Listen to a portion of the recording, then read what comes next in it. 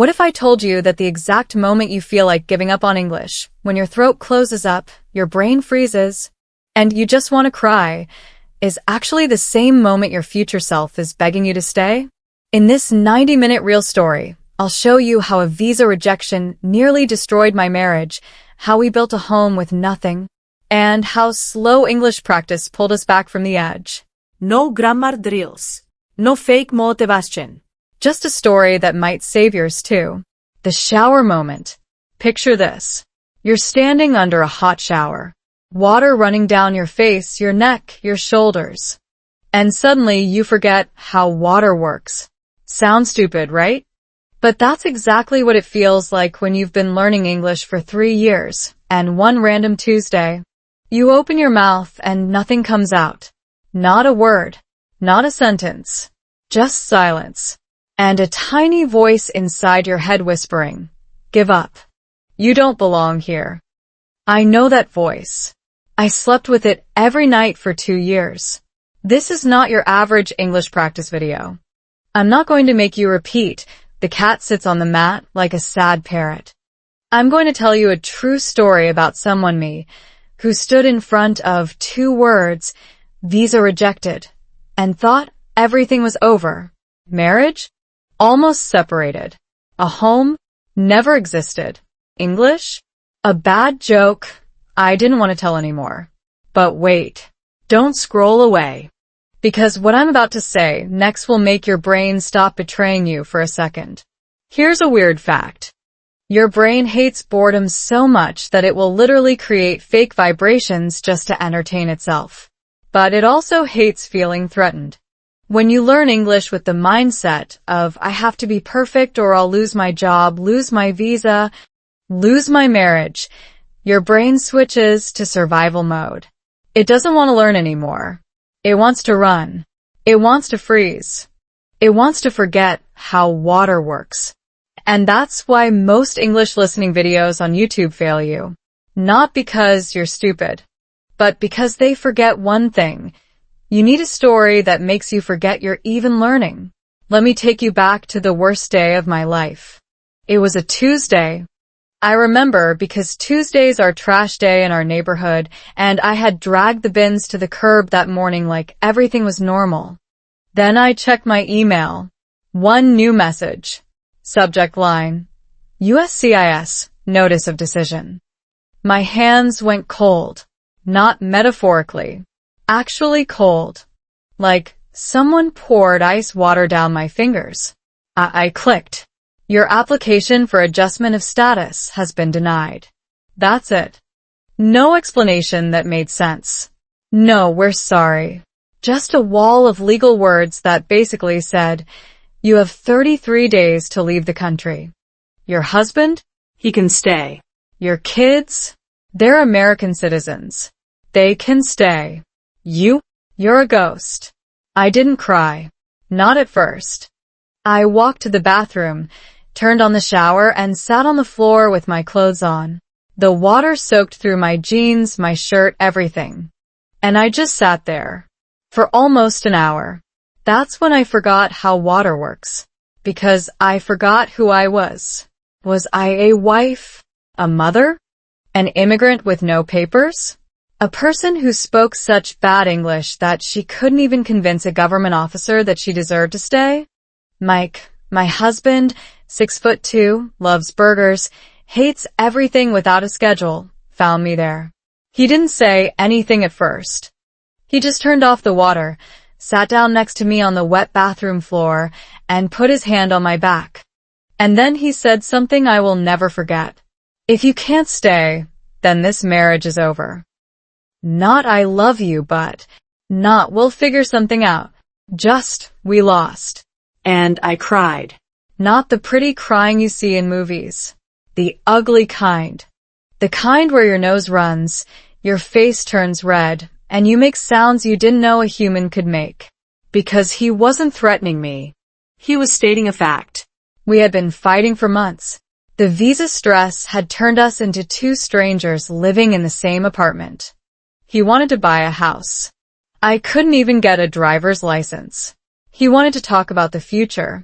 I couldn't think past next week. So we stopped talking. That's the silent war I mentioned. No yelling. No drama. Just two people eating dinner at the same table while the air between them felt like broken glass. And here's the part that's going to hurt. The part I'm almost embarrassed to admit. I blamed my English. I told myself, if I could just speak better, if I could just sound more American, if I could just pass that interview without stuttering, then the visa officer would have approved me. Then Mike wouldn't look at me with that tired face. Then my kids wouldn't have to translate for me at parent-teacher conferences. That's the lie your brain tells you. That language is the problem. That fluency is the door. That once you can speak perfectly, all your problems will disappear. But here's what I learned. And I need you to really hear this, because this is the thing that saved me. The problem was never my English. The problem was that I was trying to learn English while also fighting for my life. Think about it. When you're scared, really scared, your prefrontal cortex, the smart part of your brain, literally shuts down. Blood flows away from it and toward your limbs so you can run or fight. That's science. That's not a metaphor.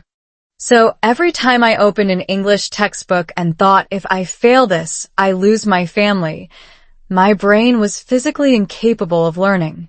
It was too busy trying to survive. No wonder I felt stuck.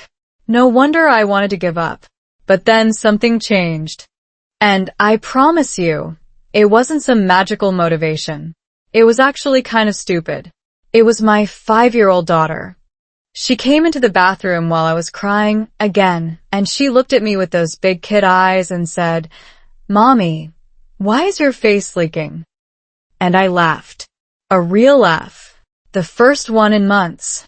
Because she didn't care about my visa. She didn't care about my grammar. She just saw her mom's face leaking, and she wanted to know why. In that moment, I realized something. English isn't a test. It's just a tool. And tools don't care if you use them perfectly. They just care if you use them. That's when I decided to stop trying to learn English fast. I decided to learn it slow. Broken. Ugly. One word at a time. Not for a visa officer. Not for Mike. Not to prove anything. Just so I could tell my daughter why my face was leaking. And that slow, stupid, embarrassing practice? It saved my marriage. It built my home. It got me my visa. But that story, the real story, starts in the next section. Right now, I want you to sit with this question. What part of your life are you trying to fix with perfect English? When all you really need is permission to be slow. Because once you give yourself that permission, everything changes. The silent war. Let me tell you what happens after the shower moment. You dry off. You put on clean clothes. You make coffee like a normal human being. But inside, something has cracked. Not broken yet. Just cracked. Like a windshield after a small rock hits it. You can still see through it. But there's a thin white line right in the middle of your vision, and you know, that one more bump will shatter everything. That was me for the next 3 months. The visa rejection letter sat in a drawer next to the forks. I couldn't throw it away. I couldn't look at it. So I just buried it under a stack of napkins and takeout menus. Very mature, I know. But here's the thing about silent wars. They don't happen in courthouses or immigration offices. They happen in kitchens, in bedrooms, in the 30 seconds between when you turn off the TV and when you pretend to fall asleep. Mike and I stopped fighting. That sounds good, right? No, it was worse. Fighting means you still care. Fighting means there's still heat. We had cold. The kind of cold that makes your bones ache. He would come home from work. I would have dinner ready. He would say, "Thanks." I would say, "You're welcome." And then we would eat in silence while our 2 kids, 5 and 3, chattered about Paw Patrol and whose turn it was to use the blue spoon. The kids didn't know anything was wrong. Kids never do. They just know that mommy laughs less and daddy stays in the garage longer. One night, I did something I'm not proud of. I waited until Mike fell asleep. Then I got up, went to the kitchen, opened my laptop, and Googled, what happens to my kids if I get deported? 93 search results. 93 different ways to say it depends. 93 ways to say you might not see them for years. I closed the laptop, walked to the bathroom, stared at my face in the mirror, and I whispered to myself, actually whispered, you failed. Not your English failed. Not the system failed. You failed. That's the voice of the silent war. The voice that doesn't yell. It just states facts. Quietly. Politely. Like a doctor telling you your test results. And here's the messed up part. I started believing that voice.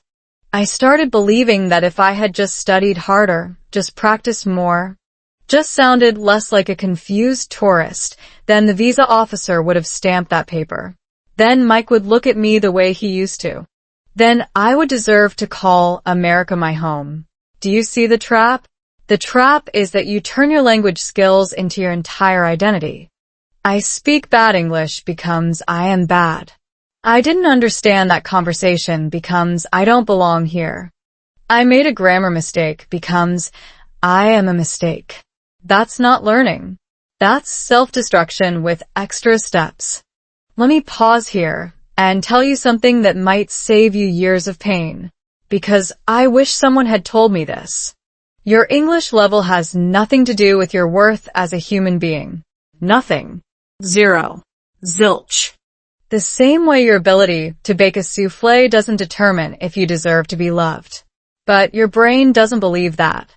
Because your brain is an idiot sometimes. A well-meaning idiot, but an idiot nonetheless. Here's the science. When you feel shame about your language skills, your brain activates the same neural pathways as physical pain. Seriously. Researchers have done fMRI scans. The same areas that light up when someone burns their hand also light up when someone feels embarrassed about their accent. So, when you're struggling to speak English in front of others, your brain literally thinks it's being injured. And what does any living creature do when injured? It withdraws.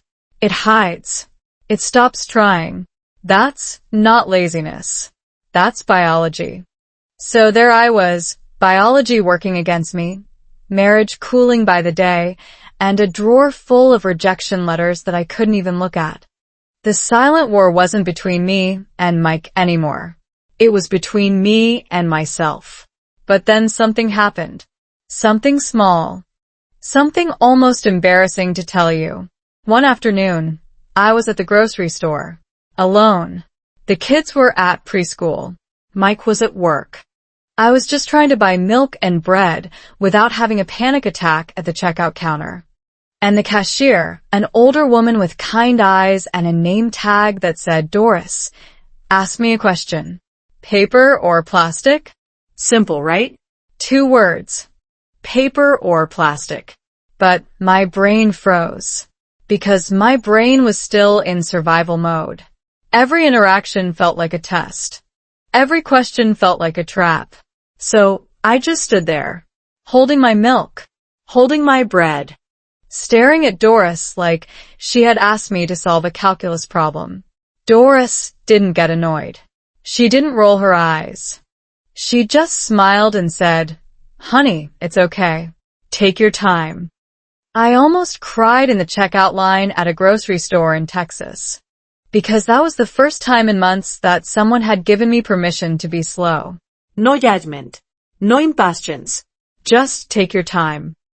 I finally whispered, "Paper, please." And Doris said, "Good choice. Have a blessed day." That was it. That was the whole interaction. But on the drive home, I couldn't stop thinking about it. Why was that so hard?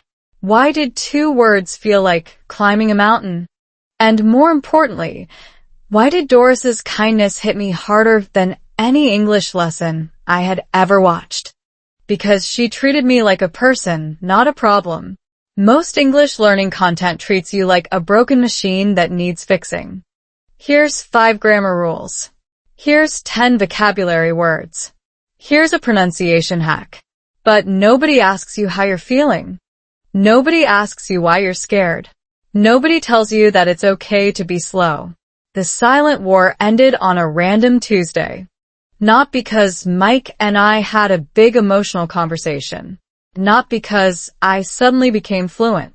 But because I came home from that grocery store, walked into the kitchen, and saw Mike sitting at the table with the visa rejection letter in his hands.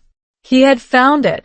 He had gone looking for something in that drawer, and he found my buried secret. I expected him to be angry.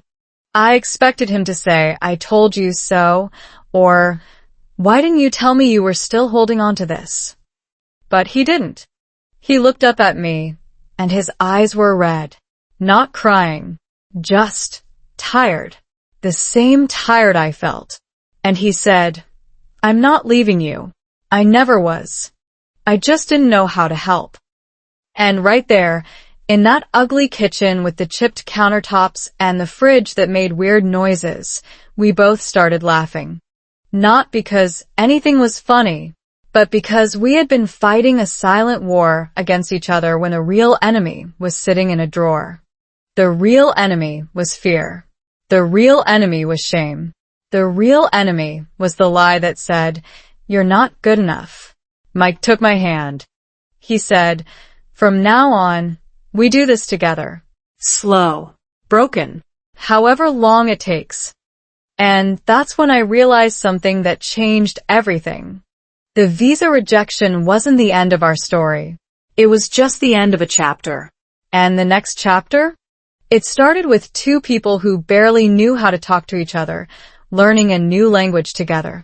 Not English. The language of patience. The language of small steps. The language of take your time. But how do you actually build a home when you have no papers, no stability, and no guarantee that you'll be in the same country next month? That's what Section 3 is about. And trust me, it gets messy before it gets beautiful. But right now, I want you to look at your own silent war. What drawer are you hiding your rejection in? What conversation are you avoiding? What voice in your head is telling you that your English isn't good enough for you to deserve love, respect, or a home? That voice is lying. And in the next section, I'm going to show you why. The breaking point.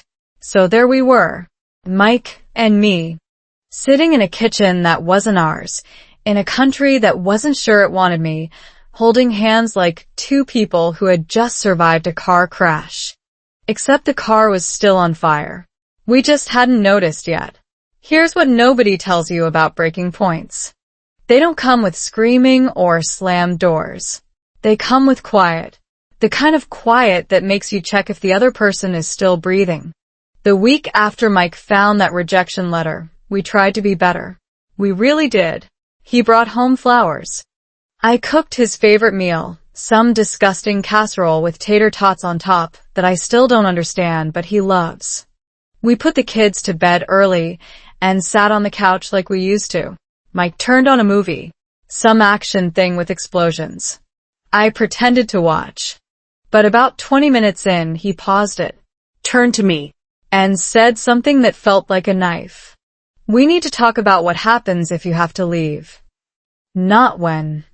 If." That tiny word was a life raft. But I didn't grab it. Instead, I did what I always did.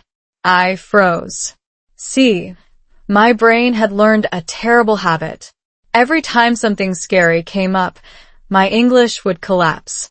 Not because I didn't know the words. I knew the words. I had practiced the words. But fear has a way of unplugging the part of your brain that speaks a second language. Suddenly, I wasn't a 30-something woman with 2 kids and a college degree. I was a 5-year-old again, standing in front of a classroom, unable to say my own name. So when Mike asked that question, "What happens if you have to leave?" I opened my mouth and nothing came out. Just air. Just silence. Just that horrible feeling of being trapped inside your own head while the person you love most watches you drown. Mike waited. 5 seconds. 10 seconds. 20. Then he sighed. Not an angry sigh. A tired sigh. The sigh of someone who has run out of ways to help. Okay, he said. We don't have to talk tonight. But here's the thing. Not talking was exactly what was killing us. Let me explain something that sounds counterintuitive.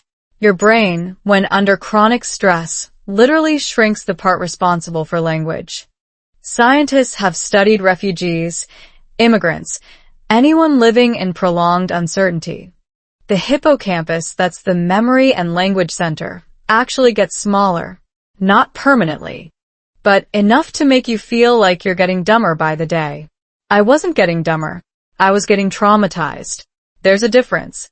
But try explaining that to your husband when you can't even explain what you want for dinner. The breaking point came 3 days later. It was a Saturday. The kids were watching cartoons in the living room. I was in the bedroom, folding laundry. Mike walked in, stood in the doorway, and said 4 words that I will never forget. I can't do this anymore. Not, I can't do this with you. Just, I can't do this anymore. But in marriage, those 2 sentences are the same. My hands stopped moving. A pair of my daughter's socks hung halfway folded, like a tiny white flag of surrender.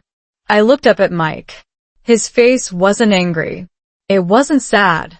It was empty, like someone had scooped out everything inside him and left only the shell. What do you mean? I asked. My voice sounded strange, like it belonged to someone else. I mean this, he said, waving his hand around the room. The waiting, the fear, the not knowing if you're going to be here next month. I love you, but I can't keep living like I'm waiting for the other shoe to drop.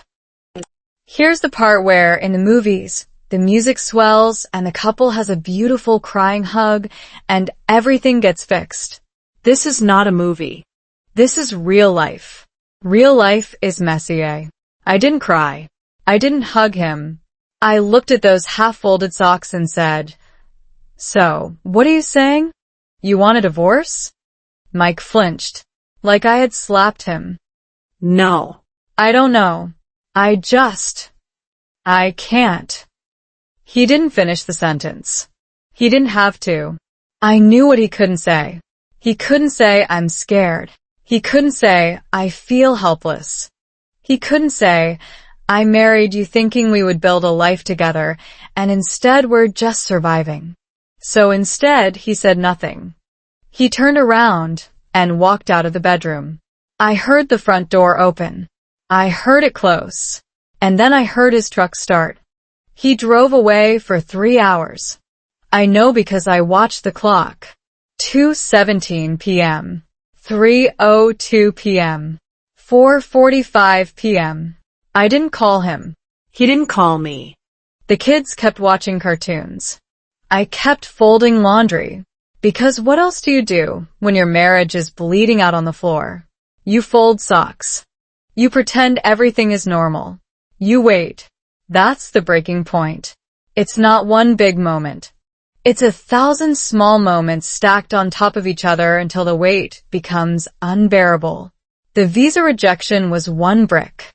The silent dinners were another. The fear, the shame, the feeling of being a burden, brick after brick after brick. And then, finally, something breaks. But here's what I learned. And this is important. Breaking doesn't mean ending.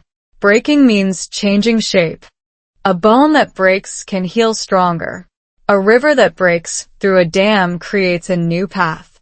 My marriage wasn't over. It was just broken open.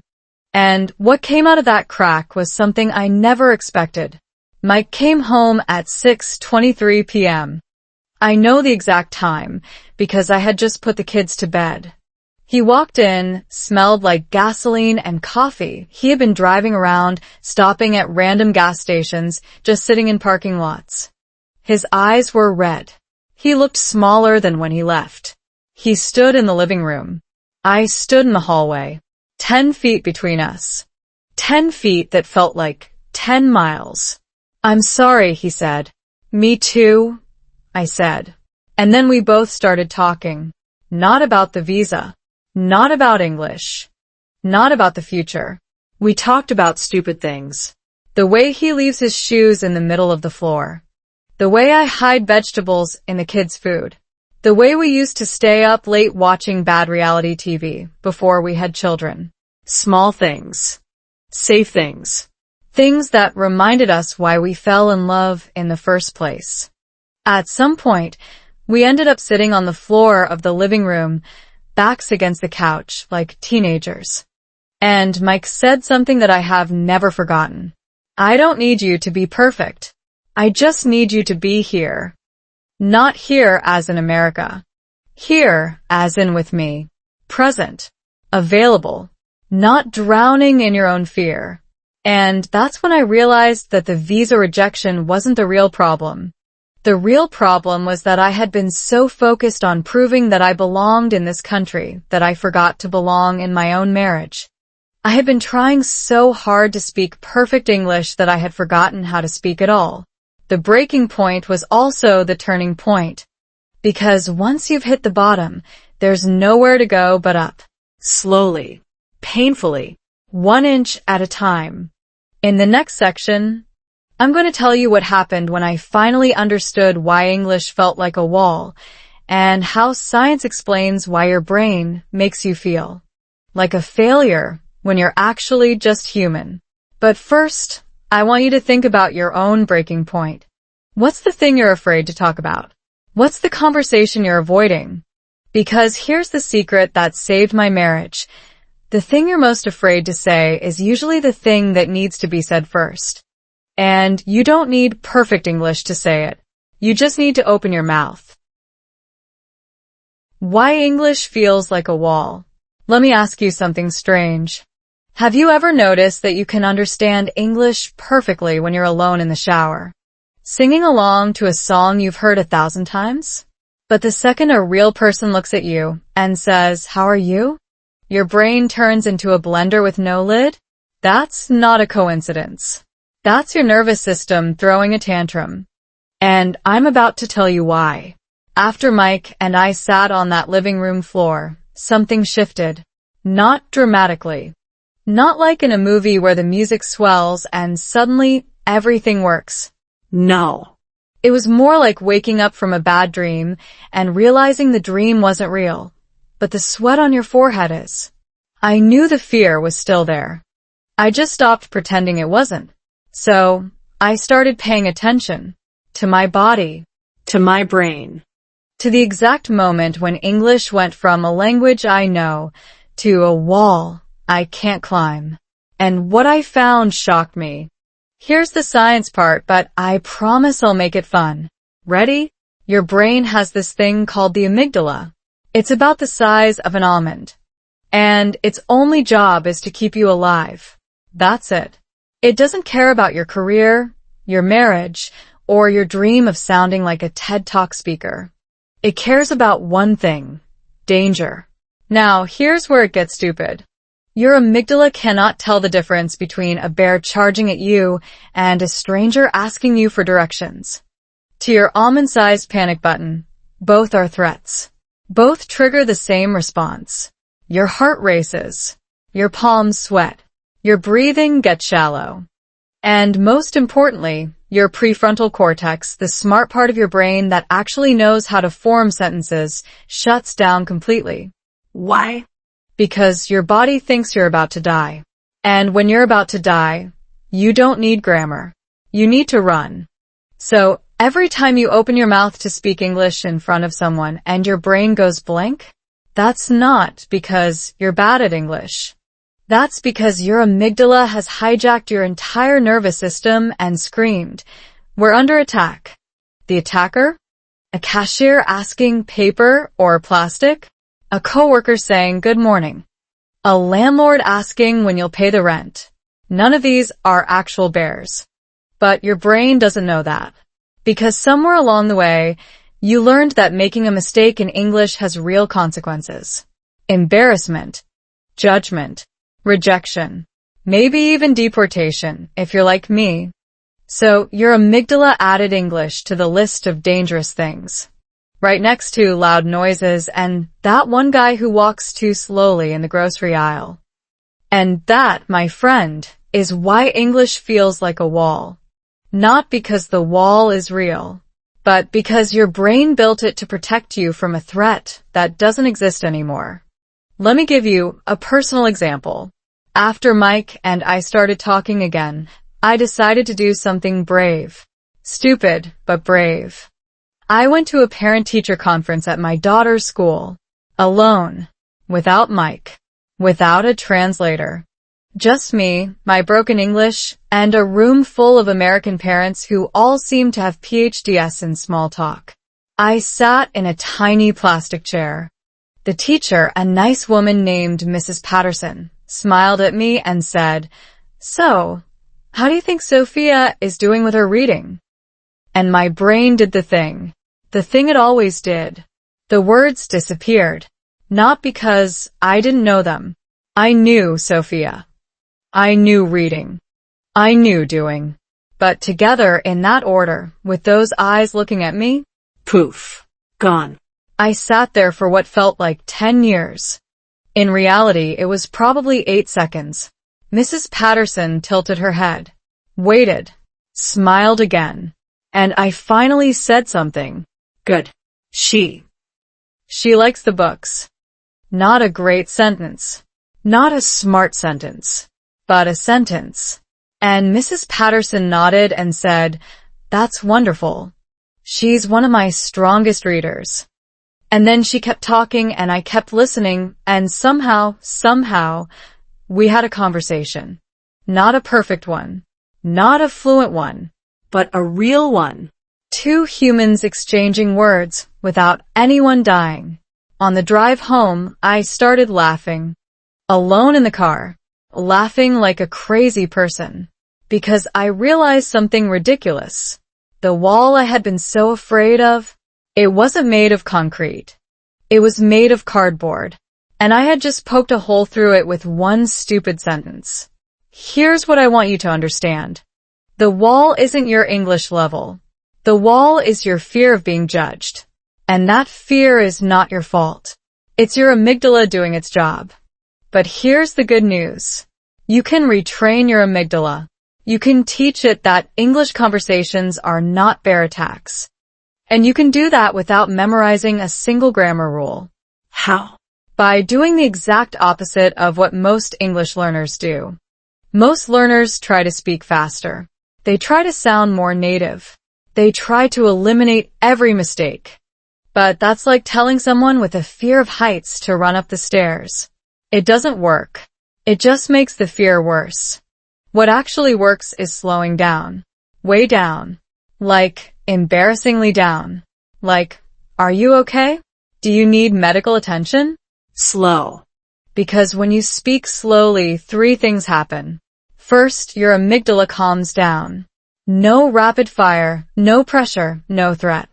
Second, your prefrontal cortex wakes back up and remembers all those words you thought you forgot.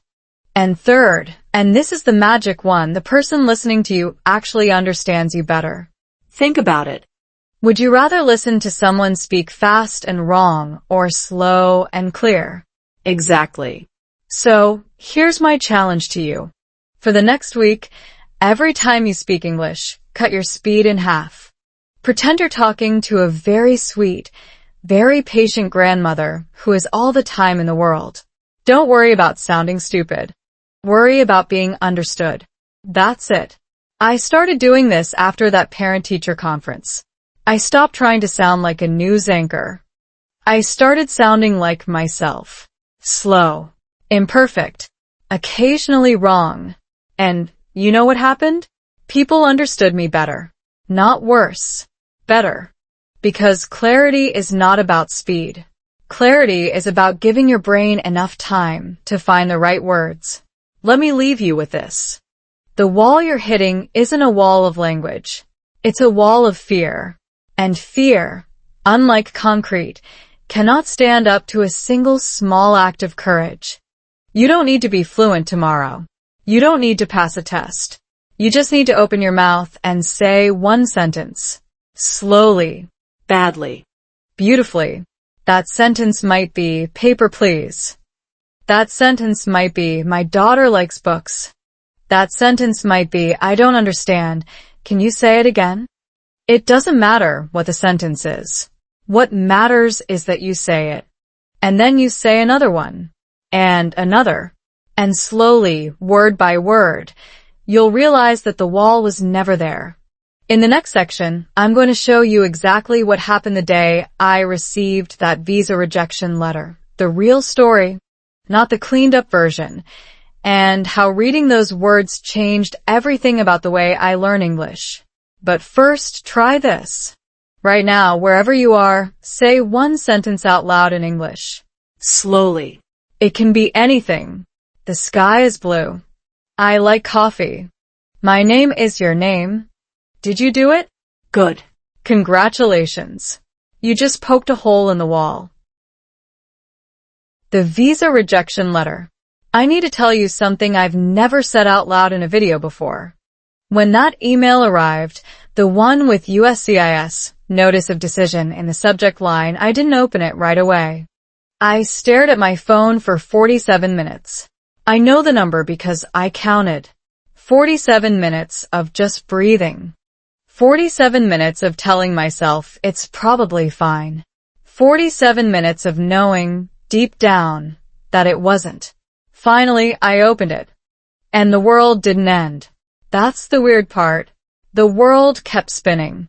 The sun was still shining. My kids were still arguing about which cartoon to watch. Life just continued, like nothing had happened. Except everything had happened. The letter was 4 pages long.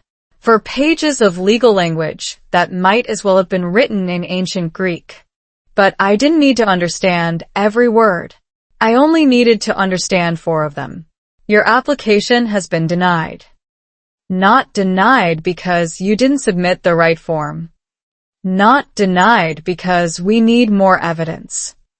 Just denied. Like a door slamming shut with no explanation. Here's what most people don't understand about visa rejection. It's not just about paperwork. It's about identity. When a government tells you you cannot stay here, what you hear is you do not belong anywhere. Because if this country, the one where you built a life, the one where your children were born, the one where you learned to love again, if that country doesn't want you, then who does? I read that letter 17 times. 17 times, hoping the words would change. They didn't.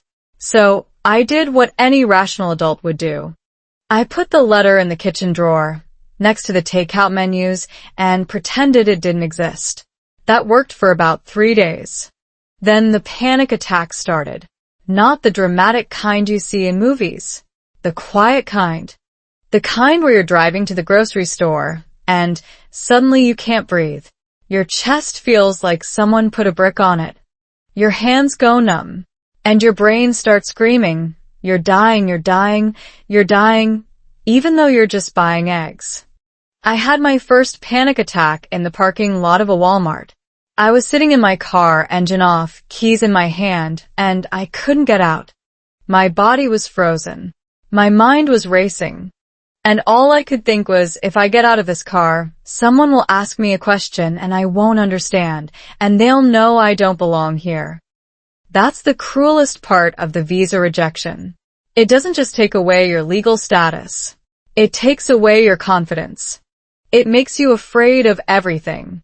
Grocery stores, school pickups, phone calls. Everything becomes a test that you're guaranteed to fail. I didn't tell Mike about the panic attacks. I was too ashamed.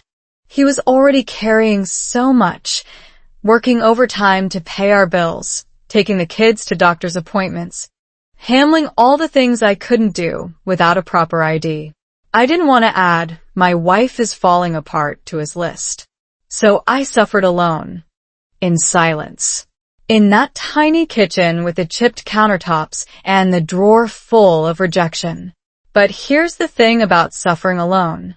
It doesn't make you stronger. It makes you smaller. Every day, I felt myself shrinking. My world got smaller. My voice got quieter. My English got worse. Not because I forgot the words, because I stopped believing I deserved to use them. Let me pause here and tell you something that might save your life. When you're in survival mode, your brain rewires itself to focus only on threats. It stops noticing opportunities. It stops noticing kindness. It stops noticing anything that isn't directly related to staying alive. That's why, for months, I couldn't remember the good things. The way my daughter laughed when I tickled her. The way Mike made coffee for me every morning, even though he doesn't drink it. The way the sunset looked from our tiny apartment window. All I could see was the letter. All I could feel was the fear. And that's exactly what the visa rejection letter wanted. Not literally, letters don't have feelings. But the system, the situation, the circumstances, they were designed to make me feel small. Because when you feel small, you stop fighting. When you stop fighting, you give up. When you give up, you leave. I almost left. Not because I wanted to, because I couldn't see any other way out. One night, about 2 weeks after the letter arrived, I did something I'm not proud of. You packed a bag. Not a big one. Just a small backpack with a change of clothes, my passport, and my kids' birth certificates. I didn't have a plan. I just knew I couldn't stay. Every day in this country felt like a countdown. 33 days until I had to leave, the letter said. I was already on day 14. Mike found me sitting on the bedroom floor with that backpack. He didn't say anything. He just sat down next to me, took the backpack, and put it in the closet. We're not doing this, he said. We're not giving up. But I have no choice, I whispered. You always have a choice, he said. The choice is whether you fight or you run. And you're not a runner. I know you. You're a fighter. I wanted to believe him, but I didn't, because fighting requires strength, and I had none left. My English was broken. My marriage was cracked. My legal status was a joke. What was I supposed to fight with? Here's the answer, and it's going to sound stupid. I fought with one sentence. The next morning I woke up and decided I would not open that drawer. I would not read that letter again. I would not let those 4 pages control my life. Instead, I would do one small thing. Just one. I would go to the kitchen, make coffee, and say out loud in English, "Today, I am still here." That's it. That's the whole sentence. Today, I am still here. I said it while the coffee dripped. I said it while I poured cream into my mug. I said it while I stared out the window at the Texas sunrise. And somehow, saying those 5 words made me feel less alone. Because I wasn't pretending anymore. I wasn't hiding. I was just stating a fact. A small, stupid, beautiful fact. Today, I am still here. The visa rejection letter didn't disappear. The fear didn't vanish. The panic attacks didn't stop overnight. But something shifted. A tiny crack in the wall of despair. Just big enough for a little light to get through. Over the next few weeks, I added more sentences. Today, I made breakfast for my kids. Today, I said hello to my neighbor. Today, I understood a song on the radio. Small victories. Tiny proof that I was still alive, still learning, still fighting. And slowly, without realizing it, I stopped being afraid of the drawer. I stopped being afraid of the letter. I stopped being afraid of my own broken English. Because here's the truth I learned. The visa rejection letter wasn't the enemy. The enemy was the story I told myself about what that letter meant. I told myself it meant I was worthless. I told myself it meant I didn't belong. I told myself it meant my English would never be good enough. But those were just stories. And stories can be rewritten. In the next section, I'm going to tell you how we built a home without papers. How 2 people with nothing but a tiny apartment and a lot of fear managed to create something that felt like family. And how you can do the same thing, not with a house, but with your English practice. By building something small, imperfect, and completely yours. But first, I want you to look at whatever rejection letter you're hiding in your own drawer. Maybe it's a bad grade. Maybe it's a job rejection. Maybe it's a comment someone made about your accent. Whatever it is, I want you to say this sentence out loud. Today, I am still here. Because you are. And that's enough for now. Building home without papers. Here's a question that sounds simple but isn't. What makes a home a home? Is it the address? The mortgage? The name on the deed? Or is it something else entirely? Something that has nothing to do with legal papers and everything to do with the people inside? I used to think I knew the answer. A home is where your name is on the lease. A home is where you can hang pictures without asking permission. A home is where you don't have to explain why you're there. But after the visa rejection, I didn't have any of those things. My name was on nothing. My future was uncertain. My right to be in this country was a question mark that nobody could answer. And yet, somehow, we built a home. Not a house. A home. There's a difference. Let me take you back to that tiny apartment. The one with the chipped countertops, the fridge that made weird noises, and the drawer full of rejection letters. It was small. Too small for 4 people. The kids shared a bedroom the size of a walk-in closet. Mike and I slept on a mattress on the floor because we couldn't afford a bed frame. The walls were beige, that sad, rental apartment beige that says, we don't expect you to stay long. By every objective measure, it was a terrible place to live. But here's the thing. After the breaking point, after the silent war, after the visa rejection letter stopped controlling my every thought, that apartment became sacred. Why?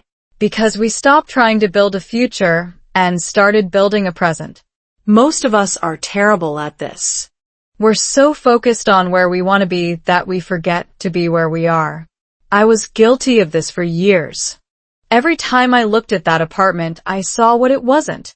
It wasn't a house. It wasn't permanent. It wasn't proof that I belonged. So I hated it. I hated the cracked tiles in the bathroom. I hated the landlord who never fixed the leaky faucet. I hated the neighbors who played music too loud. But after the letter, after the panic attacks, after Mike put that backpack back in the closet, I realized something. This apartment was all we had. And if I kept hating it, I would keep hating my life.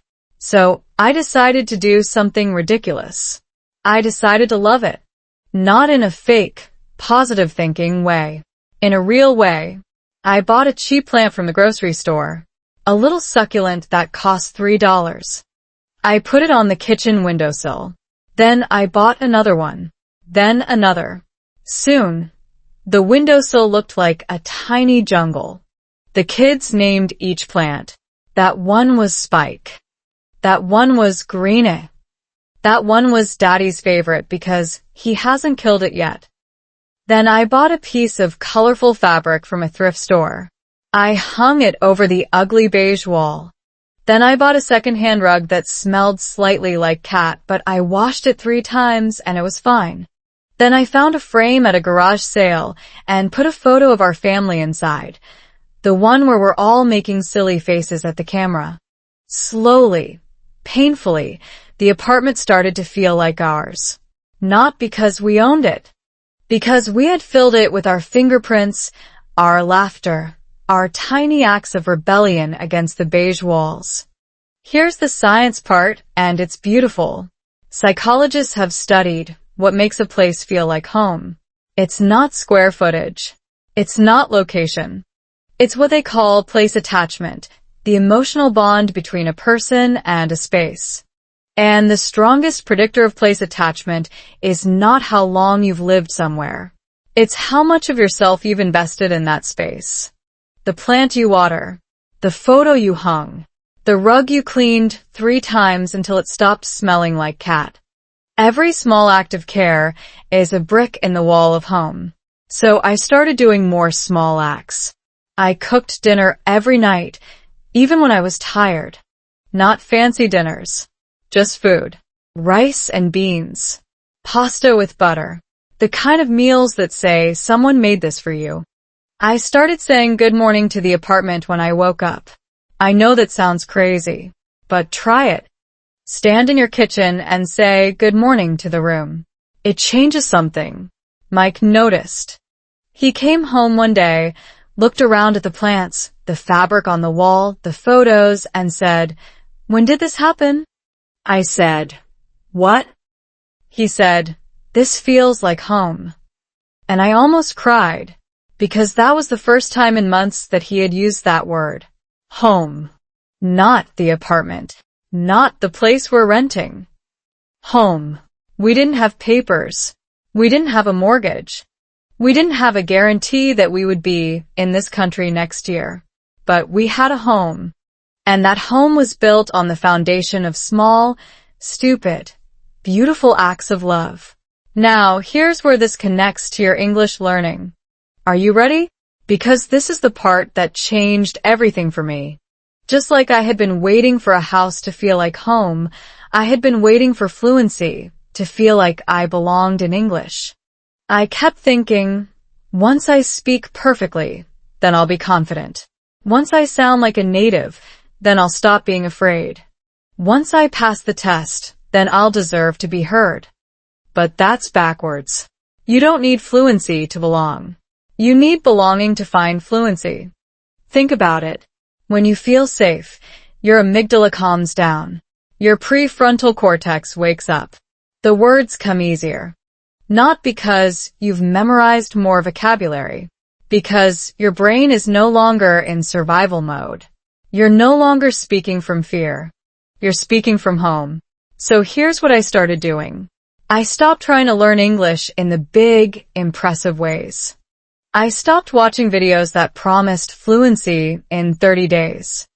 I stopped comparing myself to people who had grown up speaking English. Instead, I started doing small acts of English. Every day.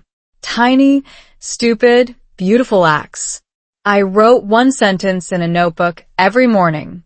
Not a perfect sentence. Just a sentence. Today is Tuesday. I like coffee. My daughter has a cold. I said one thing out loud to myself in the bathroom mirror. You are still here. You are learning. You are enough. I listened to one song and tried to understand just one line. Not the whole song. Just one line. And when I understood it, I celebrated like I had won an award. These small acts didn't feel like much at first. They felt ridiculous. Embarrassing. Like I was a child learning to speak for the first time. But here's what happened over time. They added up. Each small act was a plant on the windowsill. Each small act was a photo on the wall. Each small act was a brick in the home I was building inside my own mind. And slowly, without realizing it, English stopped feeling like a wall. It started feeling like a room. A room I had decorated with my own small victories. A room where I could sit, breathe, and be myself. Not a perfect self. Just myself. The visa rejection letter is still in that drawer somewhere. I never threw it away. I don't need to. Because it doesn't have power over me anymore. The power isn't in the letter. The power is in the home I built despite the letter. In the next section, I'm going to tell you about the American culture shock that nearly destroyed us, the differences in how Americans and immigrants think about time, family, and success, and how we learn to navigate those differences without losing ourselves. But first, I want you to do something. Look around wherever you are right now. Find one small thing you can do today to make that space feel more like home. Not a big thing. A small thing. Move a book. Light a candle. Open a window. Say good morning to the room. Then do the same thing with your English. One small act. One sentence. One word. Not to impress anyone. Just to say, I am still here, and I am building something. That's how homes are made. That's how languages are learned. One brick at a time. The American culture shock. Let me tell you about the first time I realized Americans are from a different planet. I was at a party. A real American party, not the kind from movies with red cups and dancing on tables. This was a backyard barbecue in Texas. Someone's cousin's house. Lots of people I didn't know. Lots of conversations happening at a speed that made my ears smoke. Someone asked me, "So, what do you do?" Simple question, right? In my home country, that question means tell me about your family, your background, your whole life story. You're supposed to answer slowly, with details, with context. So I opened my mouth and started explaining where I grew up, how I met my husband, why we moved to America, what my dreams were. About 30 seconds in, I noticed the person's eyes glazing over. They weren't listening anymore. They were waiting for me to stop talking so they could escape to the chip bowl. I didn't understand what went wrong. I was just answering the question. But in America, what do you do? Doesn't mean tell me your life story. It means tell me your job title in 3 words or less. That's it. That's the whole interaction. Anything longer than 10 seconds is considered a hostage situation. Welcome to American culture shock. After we started building our home, the tiny apartment with the plants and the second-hand rug, Mike and I had to face something we had been avoiding. We weren't just 2 people from different countries. We were 2 people from different planets when it came to how we thought about time, family, success, and even love. And that difference was slowly poisoning our marriage. Let me break it down for you because I wish someone had explained this to me years ago. American culture, especially in places like Texas, is built on 3 things: speed, independence, and optimism. Speed means you get to the point. Independence means you handle your own problems. Optimism means you believe everything will work out if you just try hard enough. My home culture was built on 3 very different things: slowness, interdependence, and realism. Slowness means you take your time to build relationships. Interdependence means you lean on your family for everything. Realism means you expect struggle and you're not surprised when it shows up. Neither culture is wrong. But when you put them in the same marriage, they can explode. Here's a real example. After the visa rejection, I wanted to call my mother. Every day. For hours. I wanted to cry to her. I wanted her to tell me everything would be okay. I wanted her to send me recipes for comfort food and remind me that I was still her daughter, even if the American government didn't want me. Mike didn't understand this. To him, calling your mother every day seemed weird, unhealthy, like you couldn't stand on your own 2 feet. He thought the solution was to work harder, make more money, hire a better lawyer, not to cry on the phone. One night, we had a fight about this. A real fight. Not the silent kind. The loud kind. The kind where you say things you regret. "You're obsessed with your mother," Mike said. "You're a grown woman. You're heartless," I yelled back. "You don't understand family." We didn't talk for 2 days. 2 whole days of silence in that tiny apartment. The kids felt it. They stopped laughing as much. The plants on the windowsill seemed droopy. Even the fridge made sadder noises. On the 3rd day, I did something I had never done before. I asked Mike to sit down with me and explain American culture to me like I was 5 years old. Not to judge it, just to understand it. And he did. He told me that in America, independence is a form of love. When you handle your own problems, you're not being cold. You're being respectful. You're not burdening the people you love. He told me that when I called my mother every day, he felt like I didn't trust him to take care of me. Like I was still living in my old country instead of building a new life with him. Then I explained my culture to him. I told him that in my home country, family is not something you call when you need something. Family is something you are part of every single moment of every single day. Calling my mother wasn't a sign of weakness. It was a sign that I was still connected to my roots, my history, my sense of self.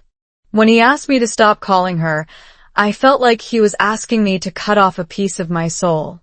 We sat there on the living room floor, the same floor where we had our breaking point, and for the first time we didn't try to fix each other. We just listened. We just tried to understand. And slowly, we found a compromise. I would call my mother 3 times a week instead of every day. Mike would sit next to me during one of those calls and say hello to her, even though his accent when he tried to speak my language was hilariously bad. He would ask about her garden. She would ask about his job. 2 people who didn't share a language or a culture, trying to build a bridge out of broken sentences and goodwill. That's when I realized something important about learning English, and about love. Culture shock isn't something you get over. It's something you learn to dance with. Every day, you step on each other's toes. Every day, you apologize. Every day, you try again. The same is true for English. When you learn a new language, you're not just memorizing words. You're learning a whole new way of being in the world. Americans say, "How are you?" but they don't actually want to know. They say, "Let's grab lunch sometime," but they don't actually mean it. These aren't lies. They're cultural scripts. And if you don't understand the scripts, you'll feel confused, rejected, and lonely. Here's a practical tip that saved me. I stopped trying to figure out what Americans really mean. Instead, I started paying attention to patterns. I noticed that when Americans say, "That's interesting," they usually mean I disagree, but I don't want to argue. When they say we should hang out, they mean I like you, but I'm probably too busy to actually schedule anything. When they say bless your heart, run. Just run. Okay, that last one is a joke. Sort of. But seriously, understanding culture is just pattern recognition. And pattern recognition is exactly the same skill you use to learn grammar, vocabulary, and pronunciation. You're not starting from zero. You're already good at this. You just haven't applied it to American culture yet. After that conversation on the living room floor, Mike and I started a new ritual. Every Sunday night, we would talk about one cultural difference that confused us that week. Not to blame, just to understand. I would tell him something about my culture that he didn't get. He would tell me something about his culture that I didn't get. And then we would laugh about how ridiculous both of us were. That ritual saved our marriage. Not because it solved every problem, but because it turned our differences from weapons into windows. Instead of fighting about who was right, we started being curious about why the other person saw the world the way they did. And here's the beautiful part.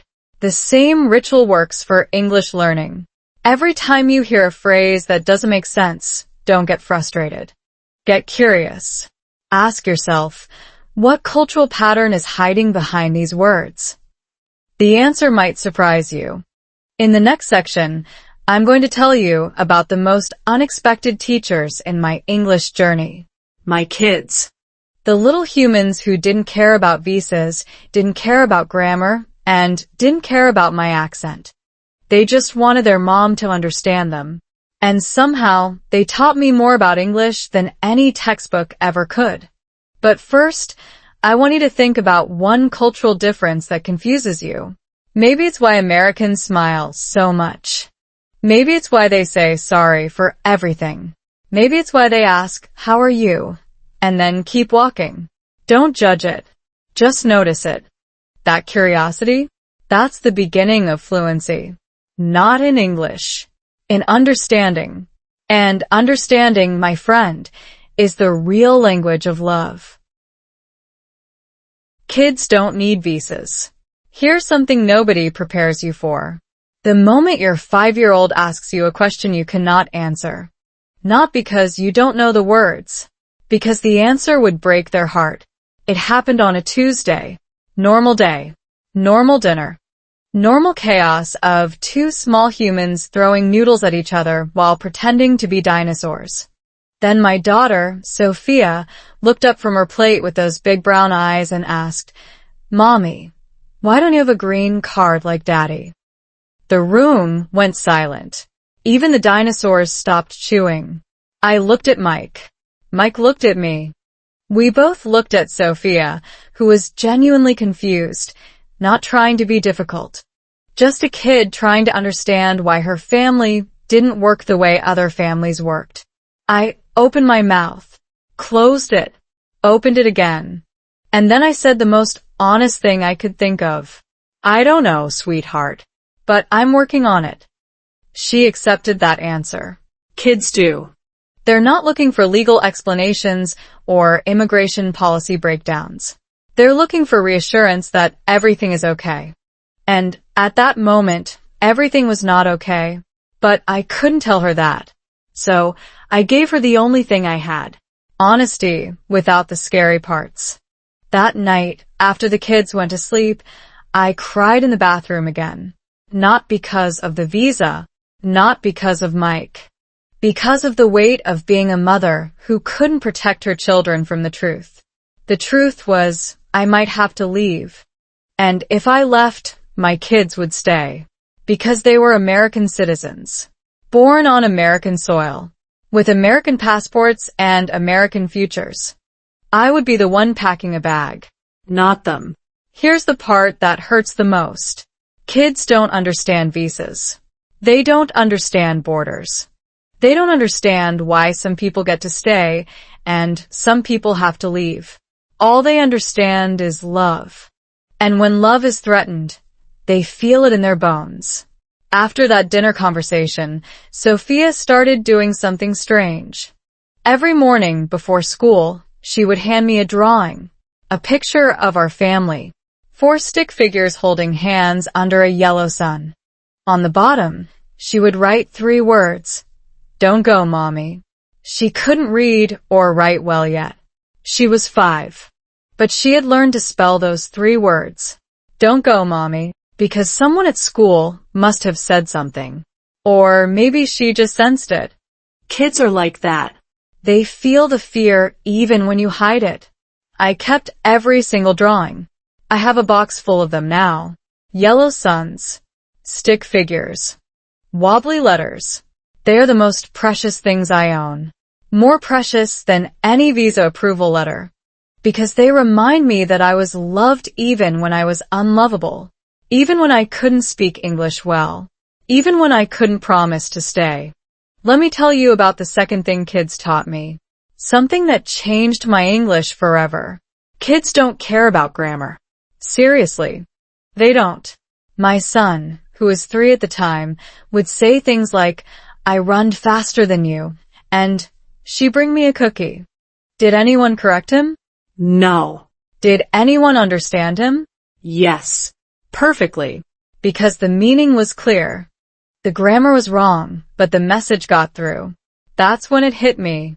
I had been so obsessed with perfect grammar that I had forgotten the entire point of language. Communication. Connection. Being understood. Not being perfect. My 3-year-old son, with his rund and bringed, was a better English speaker than me.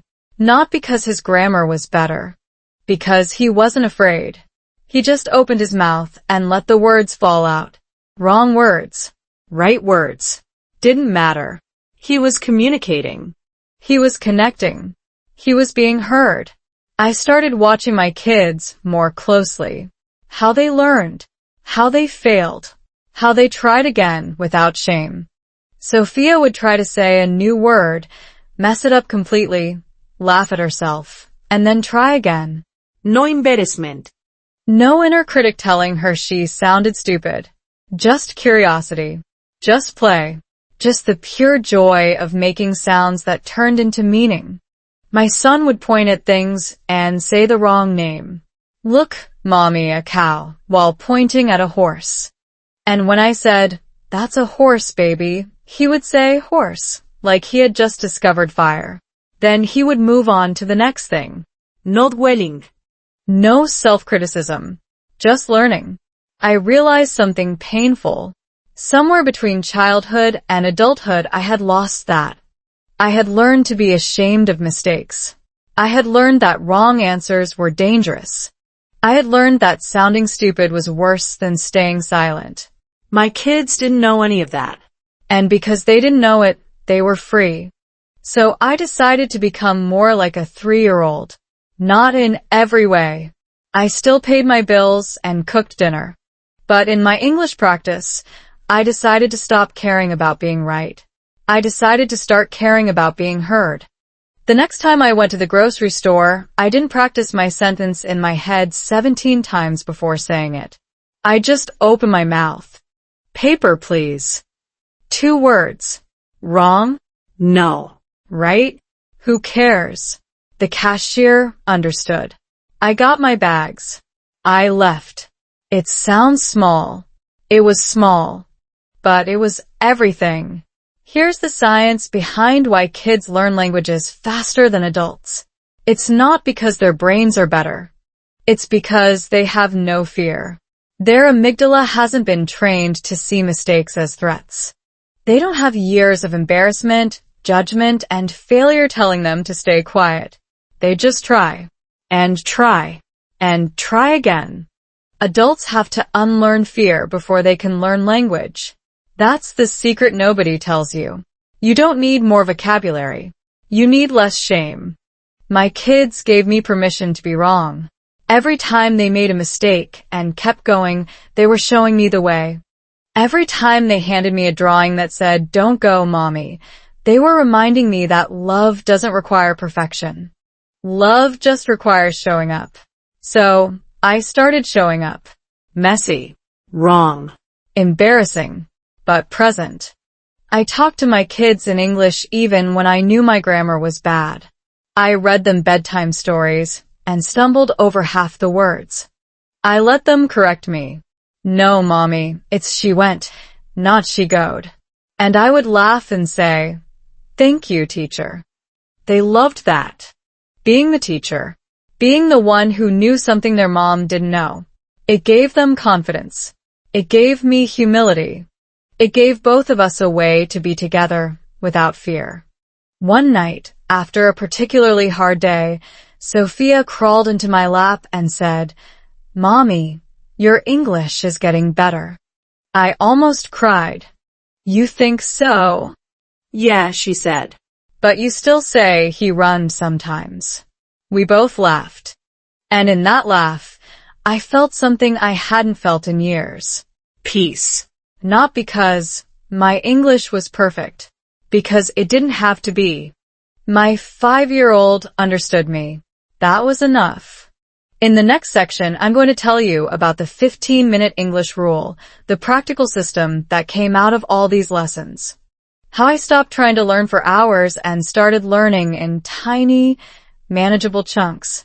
And how you can do the same thing even if you only have 15 minutes a day. But first, I want you to think about the 3-year-old version of yourself. The version that didn't care about grammar. The version that just opened their mouth and tried. That person is still inside you. They didn't disappear. They just got buried under years of fear and judgment. It's time to dig them up. And when you do, don't be surprised if they hand you a drawing of a yellow sun and some wobbly letters that say, "Don't go." Because that's what your inner child is really saying. Don't give up. Don't leave yourself. Stay. Try. Be wrong. Be free. The 15-minute English rule. Let me ask you something uncomfortable. How many times have you told yourself, "I'm going to study English for 2 hours today," and then done absolutely nothing? Be honest. I'm not judging. I've done it hundreds of times. You sit down with your textbook, your notebook, your highlighters, your fancy apps. You have the best intentions. You're going to conquer English once and for all. And then you check your phone. Just for a second. Just to see if anyone texted. And suddenly it's been 45 minutes and you're watching a video about how to fold a fitted sheet. Sound familiar? Here's the problem. Your brain sees a 2-hour study session the same way it sees a marathon. intimidating, exhausting, something to avoid. So it finds excuses. 1,000 tiny excuses that feel reasonable in the moment, but add up to nothing in the long run. After my kids taught me to stop being afraid of mistakes, I realized I had another problem. I was still trying to learn English in big, heroic chunks. 2 hours here, 3 hours there, all or nothing. And all or nothing was killing my progress. So I tried something ridiculous. I decided to learn English for 15 minutes a day. That's it. 15 minutes. Not 2 hours. Not 1 hour. Not even 30 minutes. 15 tiny minutes. Sounds too small to matter, right? That's what I thought too. But here's what happened. I set a timer on my phone. 15 minutes. Every morning, right after I made coffee. Before I checked email. Before I scrolled social media. Before I did anything else. Just 15 minutes of English practice. That's it. At first, it felt stupid. What can you possibly learn in 15 minutes? Almost nothing. But I kept doing it. Day after day. Week after week. And slowly, almost without noticing, something shifted. Here's the science. Your brain doesn't learn languages in big leaps. It learns in tiny increments. Neuroscientists call it spaced repetition. Every time you practice a little bit, your brain strengthens the neural pathways for that skill. But here's the kicker. Those pathways only strengthen if you practice consistently. A 2-hour session once a week is worse than 15 minutes every day. Much worse. Why? Because your brain needs regular reminders that English is important. When you practice every day, even for a few minutes, your brain says, "Oh, this is a priority. I should keep these pathways open." When you practice once a week, your brain says, this is probably not that important. I'll just let these pathways fade. So 15 minutes a day is actually more powerful than 2 hours once a week. Not because of the total time, because of the consistency. Here's what my 15 minutes look like. Nothing fancy. No expensive apps. No complicated systems. Minute 1 to 3. I listen to one short audio clip. 30 seconds long. A weather forecast. A traffic update. A commercial. Anything. I listened 3 times. First time, just to hear the sounds. Second time, to catch one word I recognized. Third time, to understand the main idea. Minute 4 to 6, I repeated one sentence from that clip out loud. Slowly. 5 times. Not trying to sound perfect. Just trying to make my mouth shape the sounds. Your mouth has muscle memory just like your legs do when you run. You have to train it. And training takes repetition. Minute 7 to 9. I wrote one sentence in a notebook. Not a perfect sentence. Just a sentence. The sky is blue. I need to buy milk. My daughter drew a picture of a cat. It didn't matter what the sentence was. What mattered was that I was writing. Moving my hand. Connecting my brain to my fingers. Minute 10 to 12. I said that same sentence out loud. Not whispered. Not mumbled. Out loud. Full voice. Like I meant it. Because speaking quietly is just hiding. And hiding doesn't help you learn. Minute 13 to 15. I did nothing. Just sat there. Let my brain absorb what I had just practiced. No new information. No pressure. Just silence and breathing. That's it. 15 minutes. Every day. No exceptions. Here's what happened after 1 month. I had practiced for 7.5 hours total. That's less than 2 hours a week. But my English had improved more than it had in the previous 6 months of serious studying. Why? Because I had stopped fighting myself. I had stopped trying to be a hero. I had accepted that I am a human being with limited energy, limited time, and a brain that gets tired. And I worked with those limitations instead of against them. Let me tell you about the third week. That's when it got hard. The novelty had worn off. The 15 minutes felt boring. My brain was begging me to skip just one day. Just one day won't hurt, it said. You deserve a break, it said. That's the voice of your old habits trying to pull you back. And here's how I beat it. I didn't try to be strong. I didn't try to be motivated. I just made a deal with myself. I said, okay, you don't have to enjoy it. You just have to do it. 15 minutes. Even if it's terrible. Even if you're tired. Even if you don't learn anything. Just show up. And I showed up. Every day. Some days I was exhausted. Some days I was distracted. Some days I couldn't remember a single word from the day before. But I showed up. And showing up was the victory. Because here's the truth about learning anything. Motivation is a liar. It comes and goes like the weather. You cannot rely on motivation. You can only rely on systems. And the 15-minute rule is a system so small, so easy, so undemanding that your brain can't argue with it. Try this. Tell your brain, we're not studying for 2 hours. We're not even studying for 30 minutes. We're just going to listen to one 30-second clip. That's all. Just 30 seconds. Your brain can handle that. Your brain won't panic. Your brain won't make excuses. Because 30 seconds is nothing. And then, once you've done the 30 seconds, you might as well do the rest. You're already there. Your notebook is open. Your phone is in your hand. Just a few more minutes. Not because you have to. Because you're already in motion. And objects in motion tend to stay in motion. That's Newton's first law of physics. It's also the first law of learning. After 3 months of the 15-minute rule, I had a conversation with my neighbor. A real conversation. About the weather, about her garden, about her annoying dog that barks at 6 a.m. 15 minutes of actual English. And I understood almost everything. I even made a joke. A bad joke. But she laughed. A real laugh. Not a pity laugh. I walked back into my apartment and sat on the floor. The same floor where Mike and I had almost ended everything. And I just breathed. I had done it. Not perfectly. Not fluently. But I had done it. 15 minutes a day, every day, had built something I didn't think was possible. A bridge between my broken English and the world. In the next section, I'm going to tell you about love reinvented.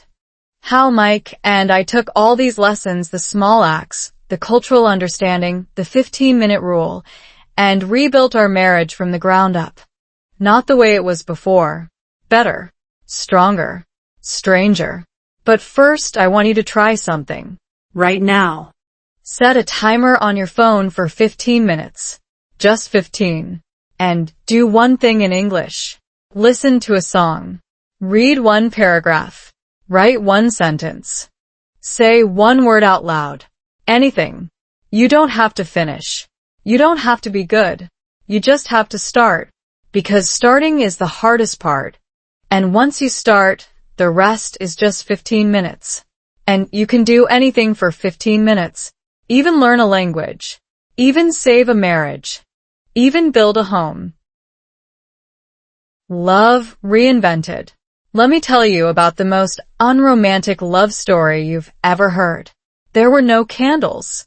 No roses. No slow dances in the kitchen. Instead, there was a whiteboard. A cheap, plastic whiteboard from the dollar store, the kind that leaves gray smudges when you erase it. That whiteboard saved my marriage. Here's how it happened. After months of silent wars, breaking points, culture shocks, and 15-minute English sessions, Mike and I realized something depressing. We didn't know how to be married anymore. We knew how to survive. We knew how to parent. We knew how to pay bills and cook dinner and take out the trash. But we had forgotten how to be two people who actually liked each other. Love had become a spreadsheet. A list of responsibilities. A transaction. I do this, you do that, nobody dies. So one night, after the kids went to bed, I walked into the kitchen and found Mike staring at the wall. Not the TV. Not his phone. The wall. The beige rental apartment wall that I had tried to cover with colorful fabric. "What are you doing?" I asked. Thinking, he said. About what? About us. Those two words hung in the air like smoke. About us. Not about the visa. Not about the money. Not about the kids. About us. The two people who had started this whole thing. I sat down across from him at the kitchen table. The same table where we had eaten hundreds of silent dinners. The same table where Sophia had asked about the green card. The same table that had witnessed our worst moments. "I don't know how to fix this," Mike said. His voice was quiet, not sad, just honest. "Me neither," I said. And then we both laughed. Because after all the pain, all the fear, all the almost divorces, we were still sitting at the same table, admitting we didn't know what we were doing. That's not nothing. That's actually everything. Here's what I've learned about love. It doesn't die in a big explosion. It dies slowly, quietly from neglect. Like a houseplant you forget to water. One day it's green. Then it's a little droopy. Then it's brown. Then it's dead. And you don't even remember when you stopped watering it. Mike and I had stopped watering our marriage. We had been so focused on survival, the visa, the money, the fear, that we forgot to do the small things. The stupid things. The things that made us laugh. So we decided to reinvent love. Not the movie version. The real version. The version that happens in kitchens and living rooms and dollar store whiteboards. Here's what we did. We bought that whiteboard and hung it on the refrigerator. Every morning, we would each write one thing on the board. Not a chore. Not a reminder. Something small and kind. "I liked the way you made coffee. Thanks for taking out the trash without being asked. You looked tired last night, so I put the kids to bed alone." That's it. One sentence. Every day. No expectations. No escorekeeping. The first week, it felt fake. Forced. Like we were performing kindness instead of feeling it. But we kept doing it. Because the 15-minute rule had taught me something. Small things, done consistently, become big things. By the second week, it started to feel real. I found myself looking for things to notice.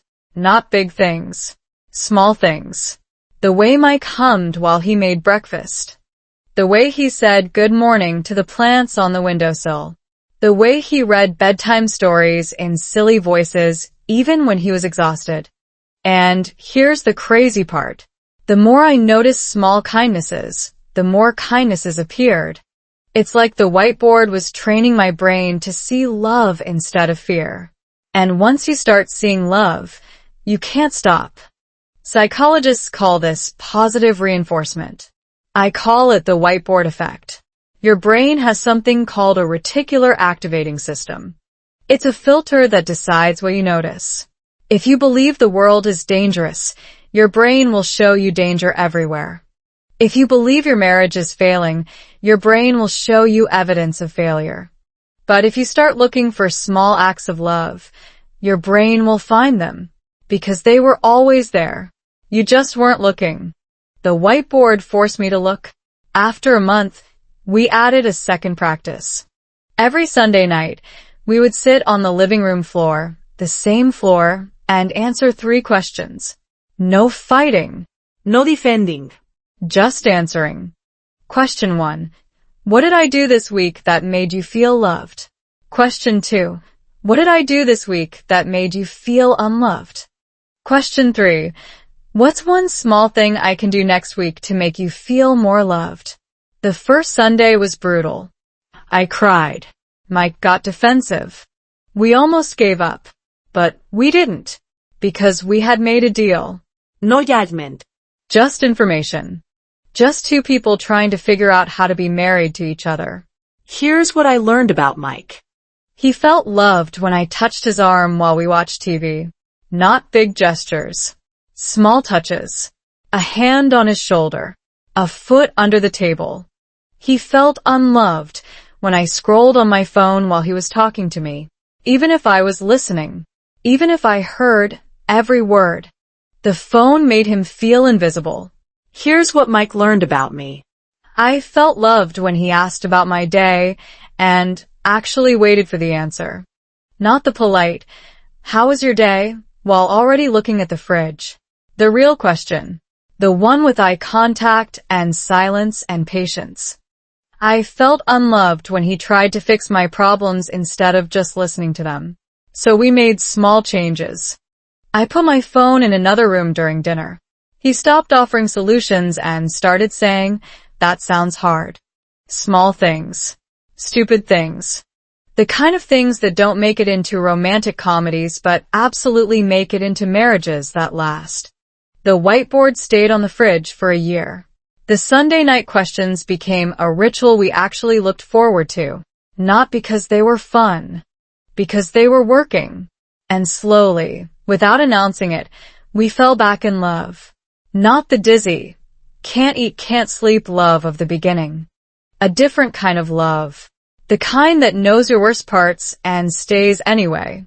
The kind that has seen you cry on the bathroom floor and still wants to make you coffee in the morning. The kind that doesn't need perfection because it has something better, reality. Here's the connection to English learning. I promise there is one. Reinventing love and reinventing your relationship with English are the same process. You have to stop looking for the big, dramatic breakthrough and start looking for the small, daily acts of connection. One sentence. One word. One moment of understanding. That's how you fall in love with a language. Not by conquering it, by living with it. The whiteboard taught me that love is not a feeling. It's a practice. You do it every day, even when you don't feel like it. Especially when you don't feel like it. And the same is true for English. You don't wait until you feel confident to speak. You speak until you feel confident. The feeling follows the action, not the other way around. Mike and I are not perfect. We still argue. We still misunderstand each other. He still leaves his shoes in the middle of the floor. I still hide vegetables in the kids' food. But we have something now that we didn't have before. A system. A practice. A whiteboard. And that whiteboard is worth more than any visa approval. Because visas can be taken away. Houses can be lost. Even countries can reject you. But the ability to look at someone and say, "I see you, I notice you, I choose you," that's something no government can touch. In the next section, I'm going to tell you about the happy ending that nobody believed would happen. The visa approval. The real home. The moment when everything we had built, the small acts, the 15 minutes, the whiteboard, finally paid off. But first, I want you to think about your own whiteboard. Not an actual whiteboard. A metaphorical one. What's one small thing you can do today to reinvent your relationship with English? One sentence. One word. One moment of noticing. You don't need a visa for that. You don't need permission. You just need to start. And starting looks like this. Pick up your phone. Write one sentence. Today, I am still here. Say it out loud. Then do it again tomorrow. That's not romantic. That's not heroic. That's just love. Reinvented. The happy ending no one believed. I need to tell you something that sounds like a lie. The visa approval came on a Wednesday. Not a dramatic Wednesday with thunder and lightning. Just a Wednesday. The kind where you wake up tired, make coffee, and check your email while the kids fight over the blue spoon. I almost didn't open it. After 2 rejections, after months of panic attacks, after the silent war, and the breaking point, and the whiteboard, and the 15-minute English sessions, I had trained myself to expect bad news. Good news felt suspicious. Like a trap.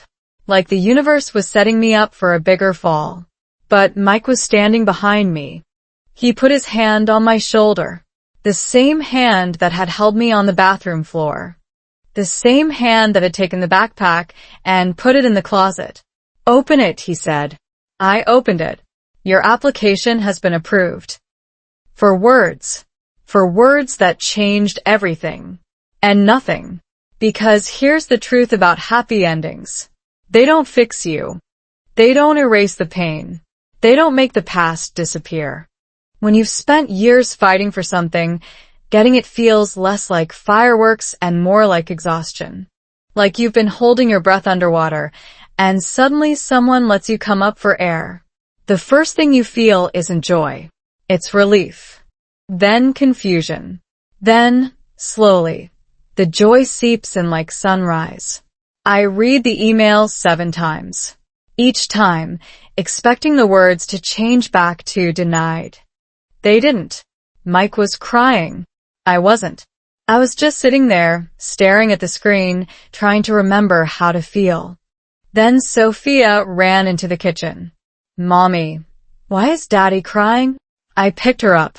I held her so tight she said, "Mommy, you're squishing me." And I said, "Mommy gets to stay. Forever." She didn't understand what that meant. She was 5. But she understood my face. She understood that something good had happened. So she hugged me back and said, "Can I have a cookie?" That's the happy ending. Not a movie scene. Just a Wednesday morning with a cookie request. Let me tell you what happened next. Because this is the part that matters. We bought a house. A real house. Not the tiny apartment with the beige walls and the chipped countertops. A house with a yard. With trees. With a porch where I could sit and drink coffee and watch the sunrise without hearing the neighbors' music through the walls. The first night in that house, I couldn't sleep. I walked through the rooms in the dark. The living room. The kitchen. The kids' bedroom. The master bedroom where Mike was snoring softly. And I touched the walls. The actual walls. Walls that belonged to us. Walls that no landlord could take away. And I cried. Finally. Not the ugly crying from the bathroom floor. A different kind. The kind that comes when something heavy is lifted off your chest, and you can breathe again. But here's the weird part. The part one didn't expect. After I stopped crying, I felt sad. Not depressed. Just sad. Like I had lost something. And I couldn't figure out what. Then I realized. The fight was over. The thing that had defined my life for 2 years. The fear. The uncertainty. The daily battle to prove I belonged. Was gone. And without it, I felt a little lost. Like a soldier coming home from war and not knowing what to do with peace. That's when I understood something important. Happy endings are not endings. They're beginnings. The visa wasn't the finish line. It was the starting line for a whole new set of challenges. How do you build a life when you're no longer fighting for survival? How do you learn English when you don't have a deadline? How do you love when the crisis is over? The answer I learned is the same as before. Small things. Daily things. The whiteboard. The 15 minutes. The Sunday night questions. Because here's the secret nobody tells you. The skills that save you during the crisis are the same skills that sustain you during the peace.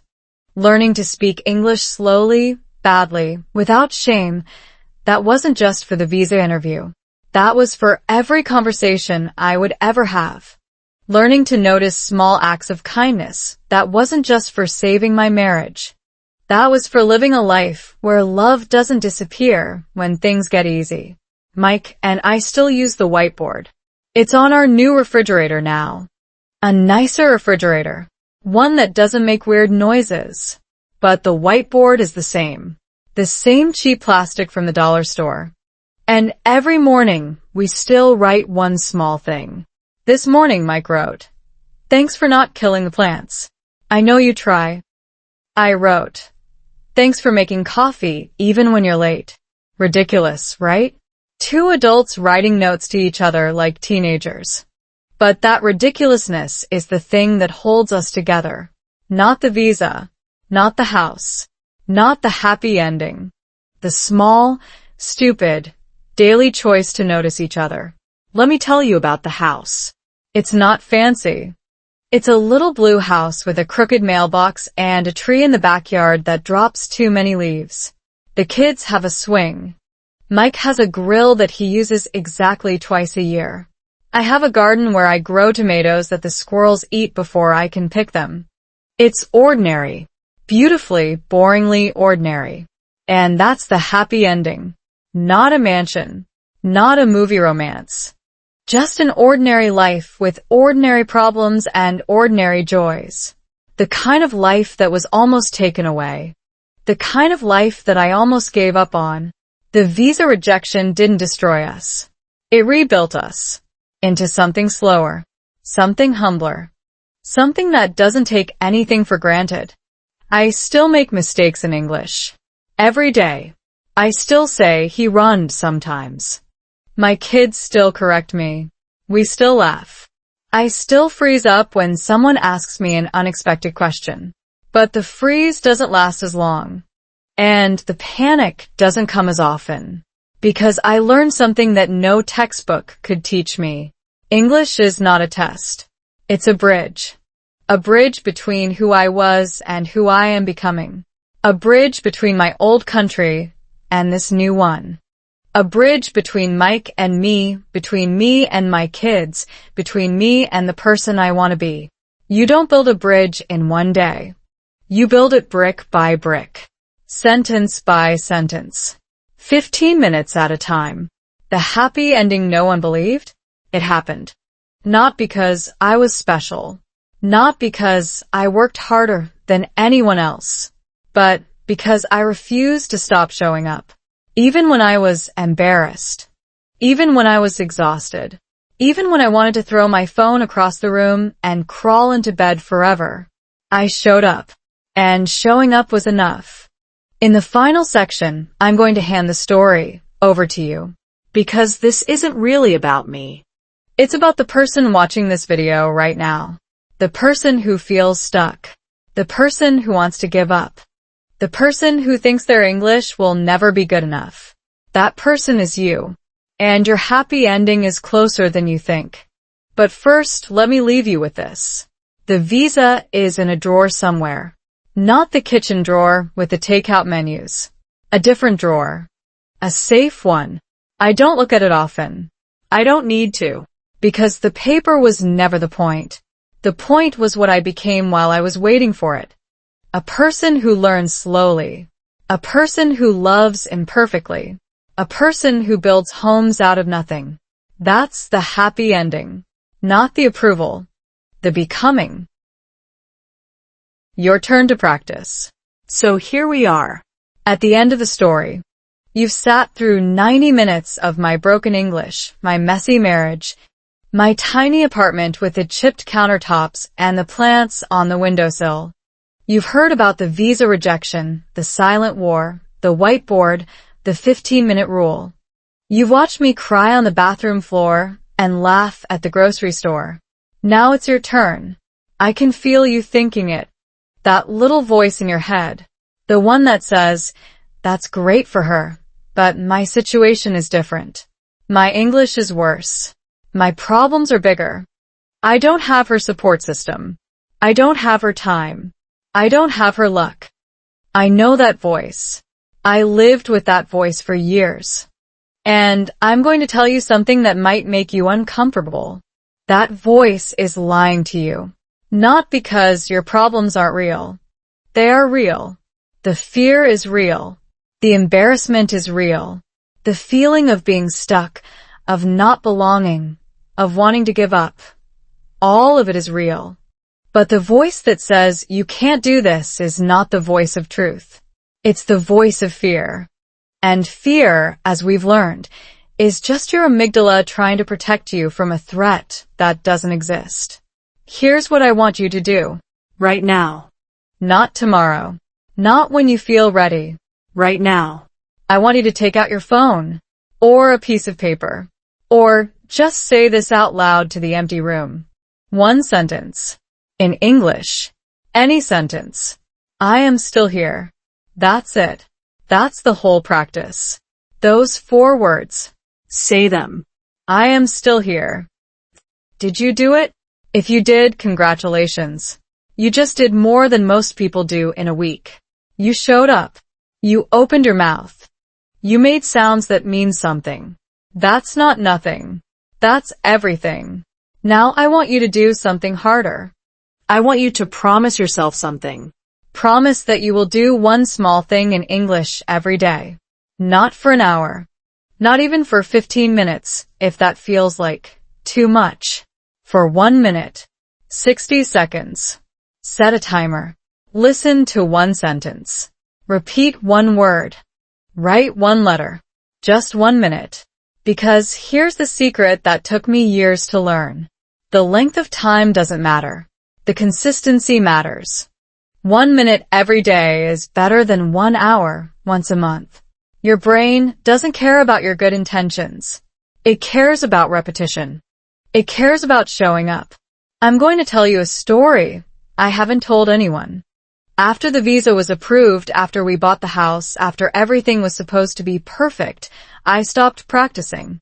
For 3 whole months. I told myself I didn't need to anymore. I had what I wanted. The visa was in the drawer. The crisis was over. And you know what happened? My English got worse. Not dramatically, but slowly. The words felt harder to find. The sentences felt stickier. The confidence I had built started to crack. Because English is not a thing you learn once and keep forever. It's a garden. You have to water it every day. Even when you're tired. Even when you don't feel like it. Even when you have a visa and a house and a happy ending. So I went back to the 15-minute rule. Not because I had to. Because I wanted to. Because I missed the feeling of growing. The feeling of being a beginner. The feeling of being wrong and not dying. That's what I want for you. Not fluency. Not perfection. Not a visa approval or a green card or a certificate on the wall. I want you to fall in love with being a beginner. I want you to make mistakes and laugh at them. I want you to say, he runned, and let your kids correct you. I want you to stand in the grocery store and forget the word for milk and just point at the white bottle and smile. Because that's not failure. That's courage. That's the courage to be seen when you're not ready. That's the courage to be heard when your voice is shaking. That's the courage to say, I am still here, even when you're not sure you want to be.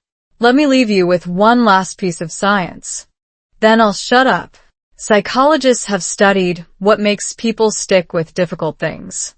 Learning a language, saving a marriage, building a home. And the number 1 predictor of success is not talent, not intelligence, not even hard work. It's something called self-compassion. The ability to be kind to yourself when you fail. People who forgive themselves for making mistakes try again. People who punish themselves for making mistakes give up. That's it. That's the whole difference. So, here's my final challenge to you. The next time you make a mistake in English, and you will because you're human, I want you to say these words out loud. That's okay. I'm learning. Not I'm so stupid. Not I'll never get this. Not everyone is judging me. Just that's okay. I'm learning. Say it now. Practice it. That's okay. I'm learning. Good. Now you have everything you need. You have the story of someone who was almost separated, almost deported, almost destroyed, and who built a home anyway.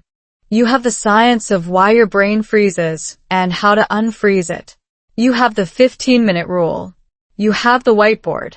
You have the permission to be slow, to be wrong, to be a beginner. The only thing you don't have is an excuse. Because here's the truth. You don't need a visa to learn English. You don't need a green card. You don't need permission from anyone. You just need to open your mouth and say 1 sentence. Today. Tomorrow. The day after. I am still here. That's okay. I'm learning. Today, I am building something. Those are not just sentences. Those are acts of resistance against the voice that tells you to give up. Those are bricks in the home you are building inside yourself. Those are the small, stupid, beautiful acts that saved my marriage, my sanity, and my life. Now go to your 15 minutes. Not because I told you to, because you deserve to be heard. In English. In your own voice. Broken, beautiful, and completely enough. You just spent 90 minutes inside my worst days and my best days. You watched me lose almost everything, my visa, my marriage, my mind, and then build it back, one broken English sentence at a time. But here's what I didn't tell you. That story? It's not over. The visa was approved. The house is blue. The kids are growing. But every single day, I still wake up and face the same fear you do. The fear of saying the wrong word. The fear of sounding stupid. The fear that someone will look at me and think, she doesn't belong here. That fear never completely goes away. And that's the secret I saved for last. The goal isn't to eliminate fear. The goal is to learn how to walk with it. To let it sit next to you on the couch while you open your mouth anyway. To thank it for trying to protect you, and then gently push it aside so you can speak. I'm going to make more videos like this one. Real stories. Real English. Slow enough for your brain to catch up, real enough for your heart to feel something. Not grammar drills. Not fake conversations. Just life. Messy, beautiful, imperfect life. But I need to know, are you coming with me? Because YouTube in 2026 is crowded with people promising fluency in 30 days. I'm not promising that. I'm promising something better. I'm promising a place where you can be wrong out loud. Where your accent is welcome. Where he runned is not a mistake, it's proof that you're trying. So here's your call to action. Not the annoying kind, the real kind. Click subscribe. Not because I asked you to. Because your future self is begging you to stay. Because the version of you that speaks English without fear is already inside you, waiting for permission to exist. Give yourself that permission right now. Tap the subscribe button. Hit the bell. And then, this is important, go watch the first video on this channel. The one that started all of this. Because I hid something in that video that I've never told anyone. A clue about what happens next in this story. You don't want to miss it. Thank you for staying for 90 minutes. Thank you for letting my broken English into your ears. Thank you for not giving up. Now go say one sentence out loud. Any sentence. Right now. I'll wait. Good. See you in the next video. Subscribe for more real English stories.